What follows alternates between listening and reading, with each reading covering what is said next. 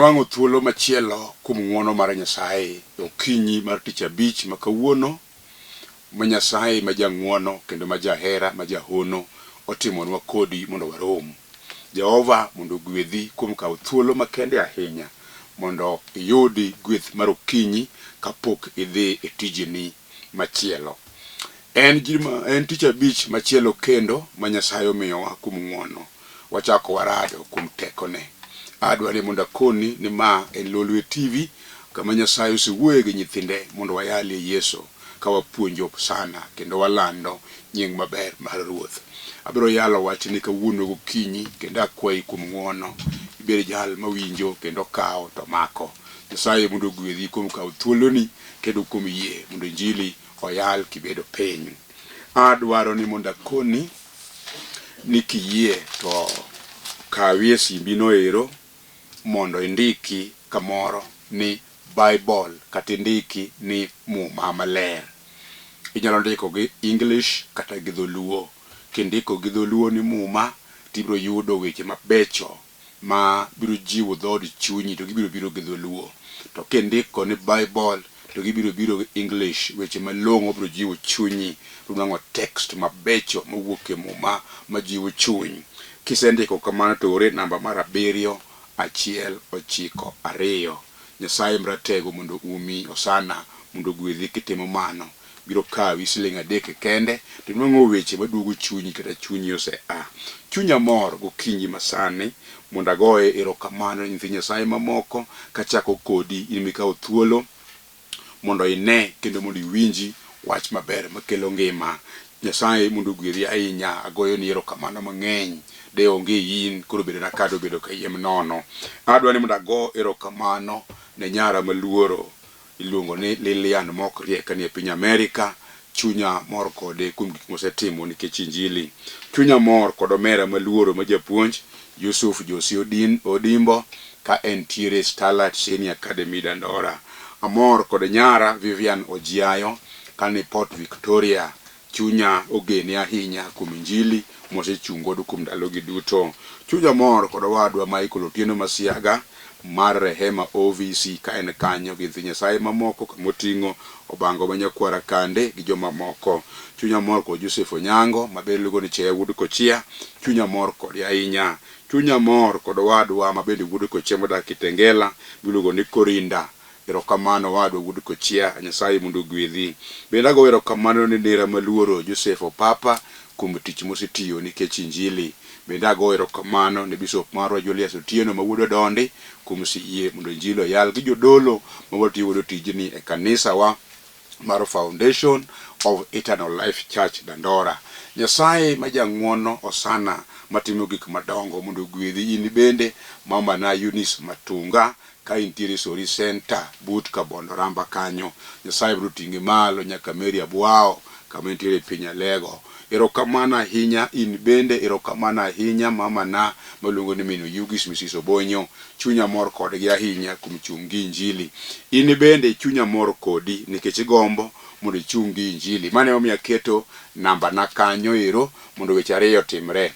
Namba no aketo kanyo mondo igo wang'adre rieko. Igo mondo alamni Nyasaye. Igo mondo wapuonjre weche moko kendo igo kidwaro ng'eyo wach moro amora. Nyasaye mondo gwedhi ahinya. Nyasaye mondo rite kitimo mano. Joma osetimo mago duto osechungi injili. Nyasaye osegwedhogi. Gisedo gik madongo ma Nyasaye timo. Mano miyo namba no ni kanyo kigoyo wabiro wuoye weche mang'eny kendo ibe chungi injili ni mondo support gi yo moro amora to namba entiere kanyo. Nyalo oro chiwo mari, oro sadaka ni. Nyasaye no gwedhi, Nyasaye no umi, Nyasaye no riti. Ka ok aketho thuolo to agoyo erokamano ji duto makata sama an godo kani oro messages magegi mondo alamnegi. Ayie abiro timo mana. Aneno ema samoro kaka nyalo lamonu uji mang'eny dakika 1 kata piyo piyo kata dichiel ema tek nikech thuolo wan godo kamera kama 30 kende. Akwayo ni ora message kendo gocha kada kopo ayudo missed call wang bang'e kasebedo mos wang naluwe kanyakla ang nagochni kendo ang kata oro messages kendo na react message moro amora miseoro. An mawuoyo kodi gokinyi masani nyinga Pastor Benard Otieno Wiso. Nyasaye no wara e piny Kochia makamenye kuma nonyuolae igni mathoth mosekadho chien. Sama wuoyo kodi ni tadak Nairobi ka kendo an e dala mar Dandora ka yalo wach Nyasaye e kanisa mar Foundation of Eternal Life Church wantiere phase 5 anta dak phase 4 to kupone goyo simeno tanyalo fuari kama kanisa nitie kaka se fuaro joma moko kendo ji mathoth osebiro e kanisa makata sawuono mawuoyo ni oganda odhuro kamwa bedie onge kendo wasetemo gero kanisa kabisa gi yore duto. Mano mi pod make an appeal to you ni ka Nyasaye oyie ka Nyasaye ogeni kod mdugo chunyi tiere kod namba nano kata yoro na koma chiel wanakaw kod erokamano kata yoro na simiti achiel wanakaw kod erokamano to gini no wer Nyasaye no nogwedhi, Nyasaye no noriti, Nyasaye no notelni. Mane momiyo kata ka wande kata injili se kwako piny duto injili muomo ka kod kacha oganda chung kod weche mag injili ethi Nyasaye yudo tuong kendo ginwango gweth Nyasaye tingo gi malo nikech gitiyo ne Nyasaye. Kik weyi kik idong chien Nyasaye mondo gwedhi ahinya.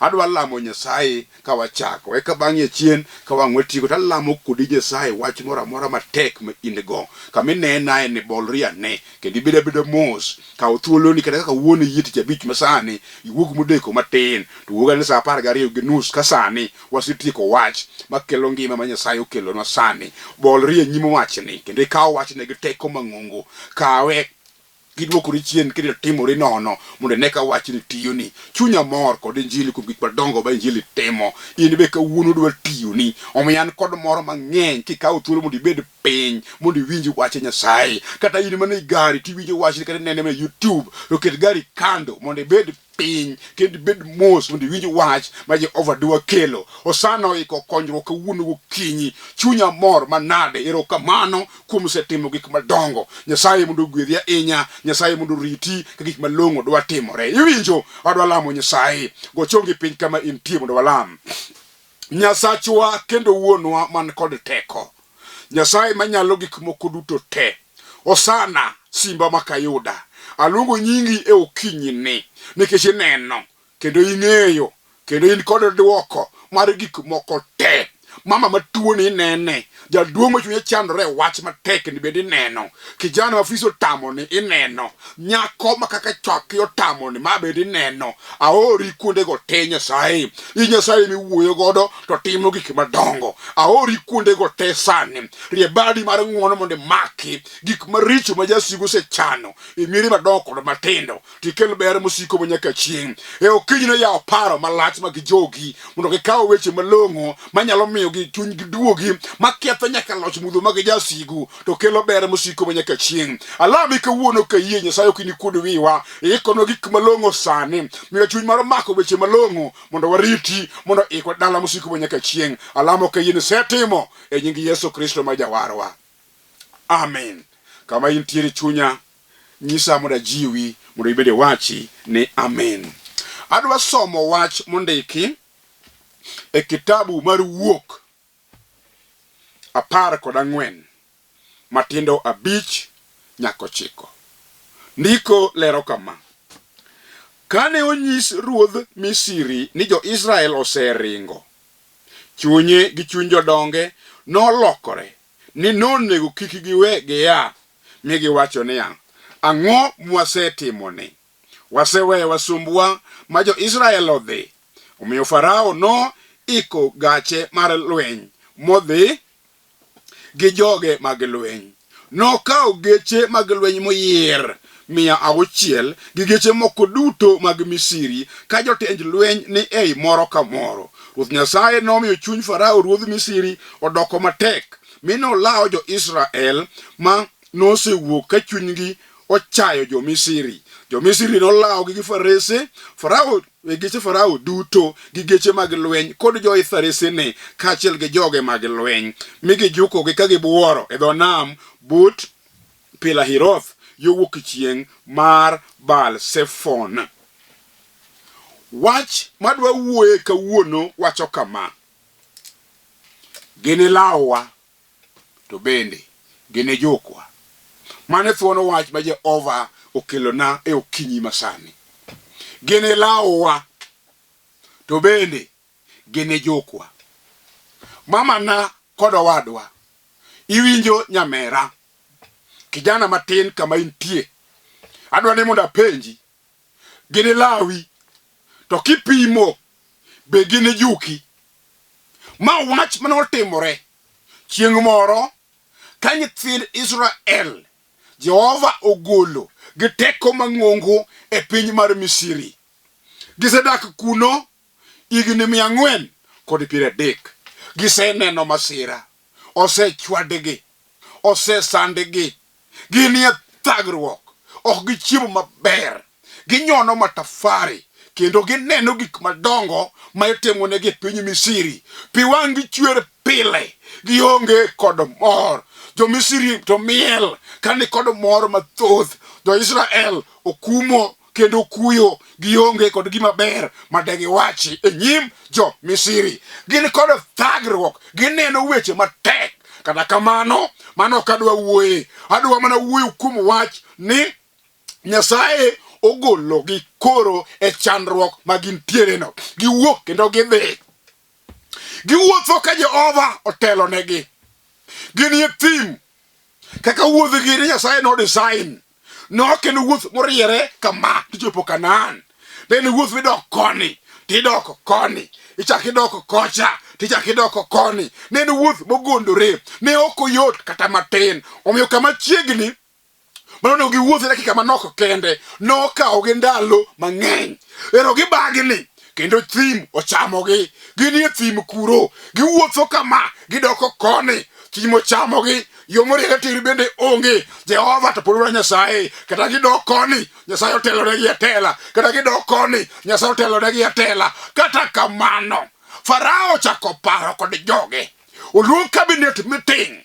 Kendo kaka seket cabinet meeting, to gipenjo weche moko. Ang'o ma wasetimo momiyo waweyo jo Israel manyo wasumbini magwa ochako wuoth dhi wadong ng'abo timo tijegi. Ne gipenjo penjo matek maduokogi ne onge. Ne giyudo answer. Ni answer en lao joka, duoko ka, ochako ti, ochako dagi e tich mar misumba. Ne giwuok kama sombo no wacho.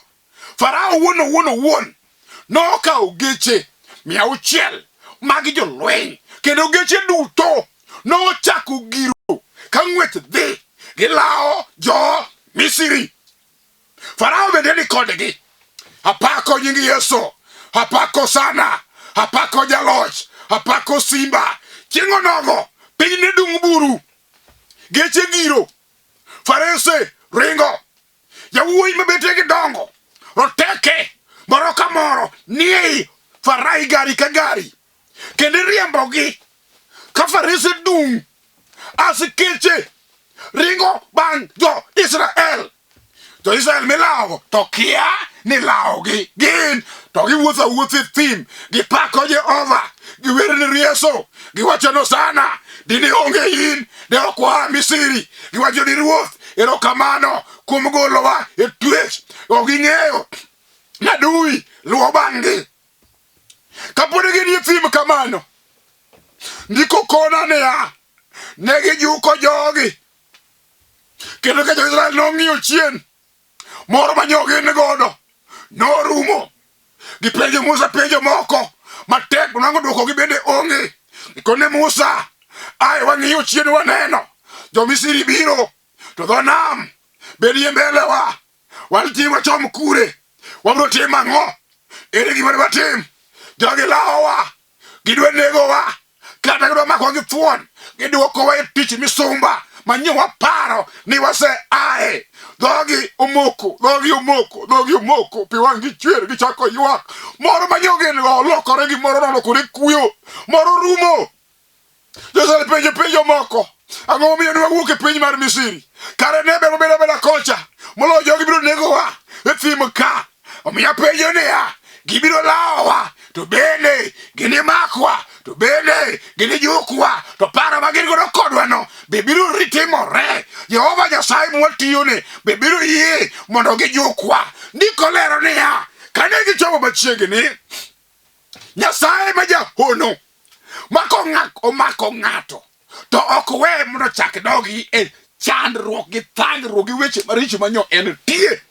Osana notimo ono. Ne ogi mako jogi. Nyasaye notieko gi teka nyakla. Onge gima rach manotimore negi. Jehova obaro nam elela embele nyithind Israel.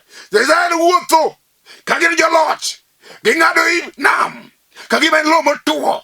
Giwacho niya, wan joka koro Nyasaye wabiro wuotho ka walo pinyni. Wabiro wuotho ka walo jo Misri. Wabiro wuotho ka walo wasikwa te. Nikech ang'o? Jehova telo mbele. Udong nwa chien. Wan wadie diere. Lwenyi mwakedo no ok en marwa. Wabiro loyo jogi. Wanadhi loka ka waloyo jo Misri. Wanadhi loka ka jo malawa udong loka koni. Negikadho magidhi. Kawuona penji wasikwago biro lawa to kineno be ginejukowa. Nyasaye ne ok oyie mondo jo Misri ojuk jo Israel. Negigo loka maber kendo negipako nying Nyasaye. Tang'o manotimore ne wasikigi? Ndiko lero nadi ya wasigigo te ne yamo kelo pi noumogi kanyakla.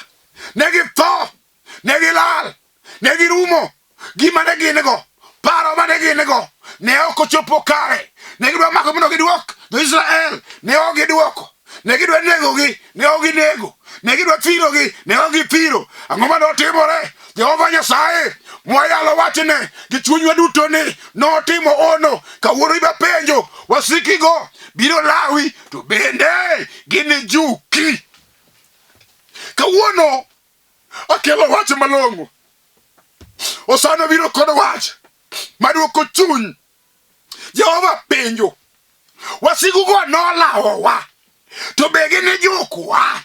Kijana matin, sama niwuok dala kidhigo lam, kikao gik mabecho mane ingo, ting'o certificates madongo, itwacho niya, ine certificate gi degree ma an godo ni kaduong' ofis ng'ato to biro miya tich nikete bahasha.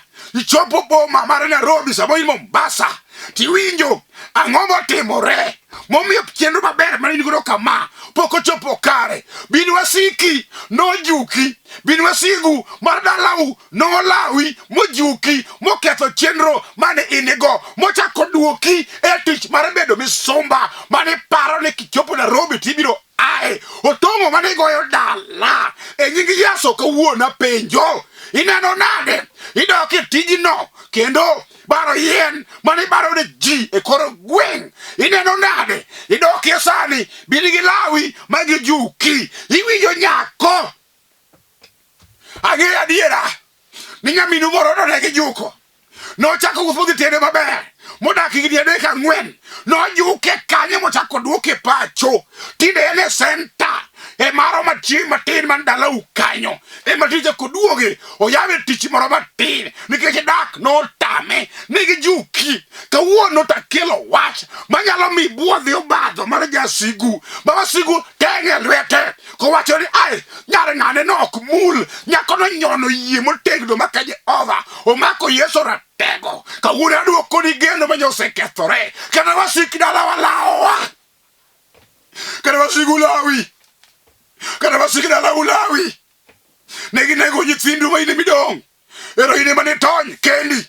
Mana be gilao gi tuo. Kawuono keto piny onindo. Dhoge chuo lao kama kadhi piny. Akelo Yesu manyalo duoko geno te. Kana gilawa. Kawuono watamore. Ginejukowa.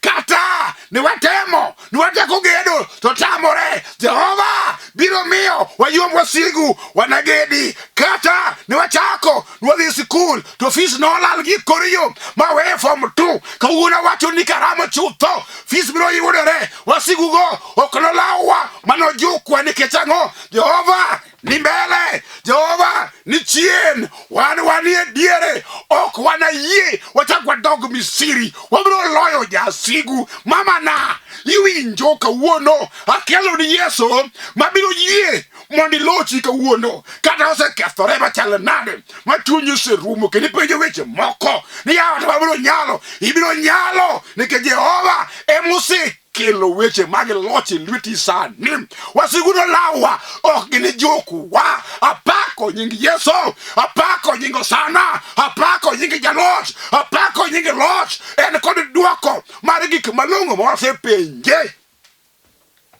Iwinjo mamana, iwinjo babana. Dalo chomo kodi koni. Wasigu madalau oser ramo chutho. Kawuono gikayo lakigi. Giwacho ni kata kwe kende mane odok nyal bet. Okuwuok kata gi minot. Kata baba okuwuogo. Wasigu sekelo gwenyruok mar paro. Ng'ato wacho koni, ng'ato wacho koni. Weche malong'o munyalo wacho makelo bed leo osetamore. Nikech jasigu magdalau mano jiwang'o weche moko mabeyo mag Nyasaye. Ne githo ka ogeno kuom Nyasaye. Kawuono giluwo bang'i. Gidagi ni ok nyalre. Kata kamano wapi ber kijiromo kod Yesu ratego. Osana manyalo duoko. Osana manyalo ketho loch mudho. Osana manyalo chung' karwa kar kedo. Osana mano chung' ne Daudi chieng' moro ka weche tek. Osana mano chung' Jeftha chieng' moro ka weche tek. Osana mano paro jablugo ne Ana ka weche tek. Kawuono iko thuolo maber mondo miyo pari sani. Ating'o nying Yesu malo nikech loch kod teko kod nyalo to mana mare. Kawuono akelo Yesu ratego, akelo sana, akelo duoko at manoran kod jal manyalo miyo ok jasigu jukwa kata tem no lawa machal nade. Kawuono watamore, kawuono wadagi speedy ma Jehova biro tero magodo mbele ni malo chutho. Jasigu ok nojukwa.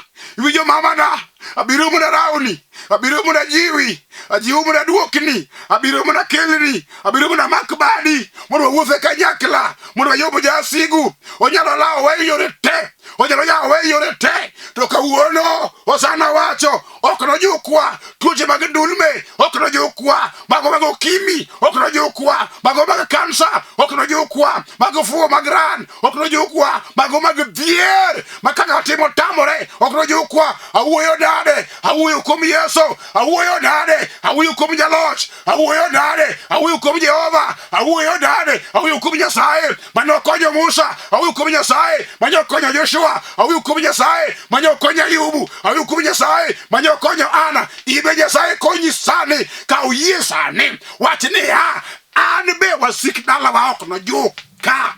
Kata ane boma ka to wasik dalawa ok nojuka. Kata mana dala wasik anyuola na wasik dalawa ok nojuka. Gimoro amora machano Jehova chano kodi mondo dhi maber. Obed wach mane maketo mbele na osana yimo kuga keto wach ni nyimi. Obiro bedo chien kaito yin mbele. Obiro bedo mbele kaito yin chien. Ibiro telo mbele na tidong chien mondo gik moko te ochopo kare. Kawuono kinyi happy birthday. Iromo kod Yesu kadhi mana dwero, kadhi kabiasara, kadhi mana manyo, idhi go lam. Kawuono wacho ni karamo. Osana no osetele nyimwa. Odong chien bende wan mbele. Kada wasigu nyora monua ni lawa de kuna chul red. Wabiro chulo nyaka duche dek mbele. Wabiro chulo kaje over no manyo chiemo mamiyo wa. Kaje over no manyo ngima o manyo chang o kelo gik malongo. Wabiro ketho teko mag mudho mag jasigu. Awacho jasigu tema kilawa to kawuono do thiano ni ok Ginejukowa. Ok Ginejukowa. Wadagi ok Ginejukowa. Kawuono jachien watamore ok Ginejukowa. Nyithindwa no wuotho maber karo ma Jehova otele mbele gi. Nyithindwa biro yudo gik moko malongo mane wachano. Wan bende wanacham mwandu ma Nyasaye omiyowa ka waketo geno kuom Jehova. Osana iwinjo kawuono akelo nyithindi man kod chandruoge duto te ma jasigu lao. Osana kikiyie jasigu juk gi sani. Kaka nitimo ne Musa tim ne mamani. Kaka nitimo ne Musa tim no wadwani. Kaka nitimo e ndalo manyokadho chien ka weche tek. Kawuono wasigu ok nojukwa kendo. Iwinjo Farao dok kawiyo kuot geche ne farese askeche oninde badgi pi to en odonge dho aora oneno kama kawiyo kutodok abenda wacho jasigu isalawa gi kinda to kawuono wami wichi kuot ibiro donge pap kimakori ka gima ni paro dhi yudo otami nikikata tuo mikelo no osana biro kelo mana chang winjo mifuadhi miwuotho godo no osana biro kelo duoko gik malongo biro yudo apako jingi Yesu ratego osana biro duoko gik ma onge mabetie kawuono akelo Yesu sana ai ruodhi ngima ruodhi loch osana matimo gik madongo Jehova timne mama ni okang'eyo gimora mora mokale karo badhi loka to tamore osana miye visa mondo chopi kada ne onindo kech Jehova ine bidi kod chiemo miye kada je wuotho duk Jehova ai miye law mondo rwaki kada no riembe moninde koyo sana miye ot mondo bedie kada koth goe ni lumo onge tado okere osana miye ot mondo dagie kada nyithindo ni dala ji nyiero nino johedhore to jafie boarding kawuono jafie ni e dhot osana manyi fise yoro ono migi mondo gik madongo mondo timre jasigu kawuono wathiano ni okini lawa ma ini jukowa ini lawa to kawuono okini jukwa watamore mama na tamri sani thiane jasigu kone ni kada nyo lawi machala nade mobero kedhi ka kenyi mari okno kedhre osana no chiu duoko iwinjo kijana kada chigi mokwongo se kawuono mene nwango no nyasacho polo vikete mondo udak kod kwe nikichango jasigu manyo lawi no Jehova osegweyo kucho ok no chako timi gimoro e nyingi Yesu ratego kawuono akwayi kuom ng'wono akwayi kama intie okang'eyo gima chandi sani to sano sekelo duoko gochongi piny kama intie mondo walam Nyasaye wuonwa kendo Nyasachwa osana matimo duto kuom duto Jehova yo osana yo e okinyini ne mama ni ne kijana ni osana ne nyako ni jaduoni ni elweti chiune wasiki dalagi wasika nyuola ne wasiki gwengi nyalo luwo bang'e to kawuono sana watamore e nyingi Yesu kikiye gi jukwa ogene jukwa nikech ang'o itelo mbele wa kendo in chien wa iumo wa kawata wan diere chung'nwa e kedo chung'nwa e lweny osana kata gibiro kaburu madung takwayi kuom ng'wono chung' kodwa mondo wane tekoni maduong' erokamano japuonj kuom setimonwa ono aneno badi ruodha chung' kodwa weche te alamo ka yien sewinjo kendo ikoduoko nyingi opaki nikech locho alamo ka yie e nyingi Yesu Kristo majawar amen in bede wachna amen kama intie awuoyo kodi kachako kenda koni ni an nyinga Pastor Benard Otieno an wuod Wiso kore majakochia makamenya Nyasaye no wara e gweng'wa kuro kana winjo weche malong'o manosipna malura inya Joseph Agunga mawuod moro ne yalo no mako bada kod weche moko miyo kawuono ba janeno kendo aja yalo aja tich Nyasaye mondo ayali Yesu manogola e pidhi yugi in bende kawuono wasigugo kata gilawi ta wachoni ni onge thuolo magidi makigo kech ratego oseting mbele ratego ni chien kawuono wani diere wanalo wasikwa duto te mane miya wachoni ka jachir gini lawa to be ineno gine jukwa watamore gine jukwa iwinjo yo achiel mimanya wodo locho jim Nyasaye en tiyo ne Jehova akwayi ni kiyie tine Nyasaye kokalo kuom namba maketo kanyono mondo Nyasaye polo kod piny ochung'ni e lweny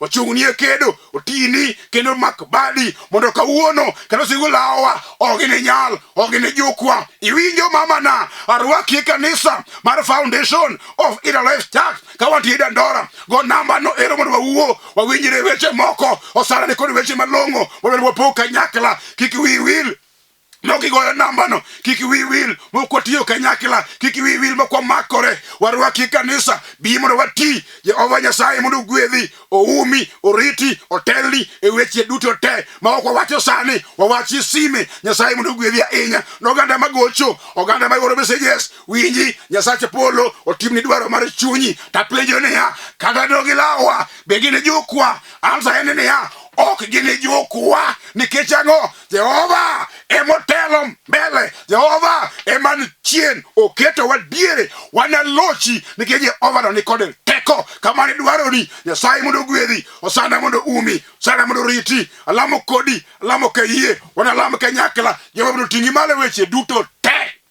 Amen.